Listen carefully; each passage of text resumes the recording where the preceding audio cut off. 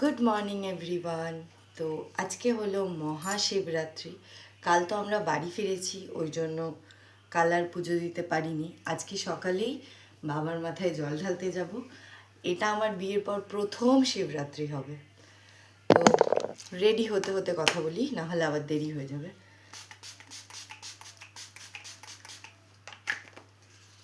শাড়ি একটাও ধোয়া মানে আমার মনে নেই যে আমি কোনো শাড়ি হয়তো পরে রেখে দিয়েছি, ওই জন্য ওই কনফিউশনের মধ্যে গেলাম না। একটা পুরো নতুন একটা কুর্তি আমি পরে নিয়েছি। তো এবার এটা পরেই বাবার মাথায় জল ঢালবো। শাড়ি পরতে পারলে বেশি ভালো হতো, কিন্তু এবার বুঝে গেলাম শাড়ি একটা পুরো নতুন কিনে রেখে দেবো, যেটা শুধুমাত্র পুজো দিতে গেলেই পরবো।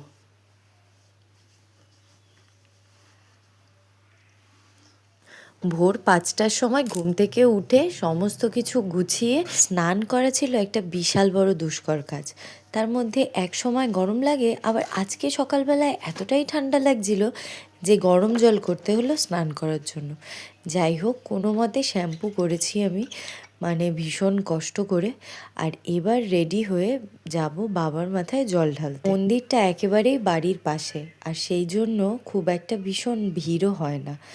এই জন্য খুবই সুবিধা হয়েছে ওই মন্দিরে গিয়ে জল ঢালাতে।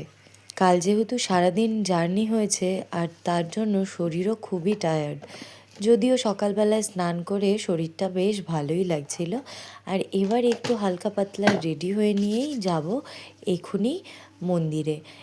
আমাদের ছাদ থেকে মন্দিরটা দেখা যায়। আমি ছাদে উঠে দেখে আসলাম যে ভিড় আছে কিনা। দেখলাম কেউই নেই, তো এক্ষুনি যাব সমস্ত কিছু একটু গুছিয়ে নিয়ে তারপর। আর এই এখন ঠান্ডা গরম এই ওয়েদারে মুখে কিছু না মাখলেও একদম মুখটা চটচট করে, সেই জন্য কিছু একটু না লাগালেও হবে না। আমি রেডি, এবার পুজোরগুলো গুছিয়ে। আর একেবারে সমস্ত কিছু গুছিয়ে নিয়ে এবার চলে এসেছি মন্দিরে। আর এই দেখো, মন্দিরে আগেও বেশ অনেকেই হয়তো পুজো দিয়ে গেছে, আর হনুমানজি একসাথে। কিন্তু তবে এই মন্দিরটা বেশ ফাঁকাই থাকে। চলো এবার ভালো করে পুজো দিয়ে নিই। বাবার মাথায় জল ঢালাটা হলো, যাই হোক বিয়ের পর প্রথমবার। আর যেহেতু মন্দিরটাতে তেমন কেউ আসে না, অতটা ভিড়ও থাকে না, সেই জন্য বেশ ভালো করেই সুন্দর মতো আমি পুজো দিয়ে নিয়েছি নিজের মতো করে। আমি সেরকম একটা নিয়মকানুন কিছুই জানি না, তবে যেটুকু নিজের মনে এসেছে সেটাই করেছি। তো এই যে এখন ফুল বেলপাতা সমস্ত কিছু বাবার মাথায় দিয়ে দিচ্ছি।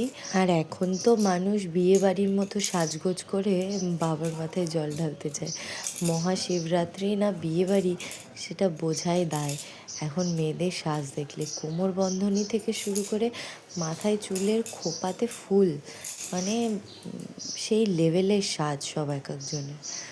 যাই হোক, একটা ঠাকুরমশাই থাকলে ভালো হতো। আমাদের ওখানে যেরকম পুজো দিতে যেতাম, আমরা বেশিরভাগ জলেশ্বর শিব মন্দিরেই জল ঢালতে যেতাম। ওখানে ঠাকুরমশাই থাকতো, মন্ত্র বলে তবে বাবার মাথায় জল ঢালতাম।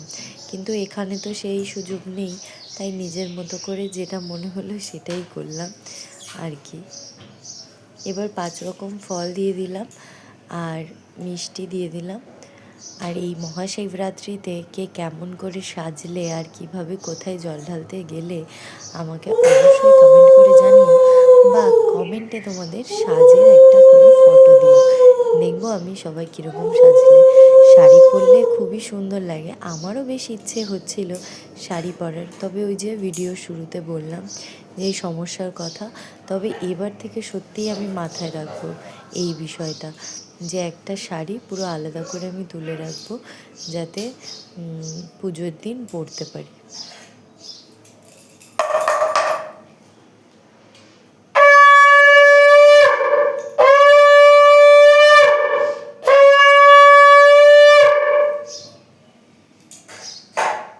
যাই হোক, পুজো আমার সম্পন্ন হলো, আর একেবারে ভিডিওর শেষের পথে চলে এসেছি। তোমরা কিভাবে মহাশিবরাত্রিতে বাবার মাথায় জল দিলে অবশ্যই কমেন্ট করে জানিও। চলো তাহলে আজকের মতো টাটা।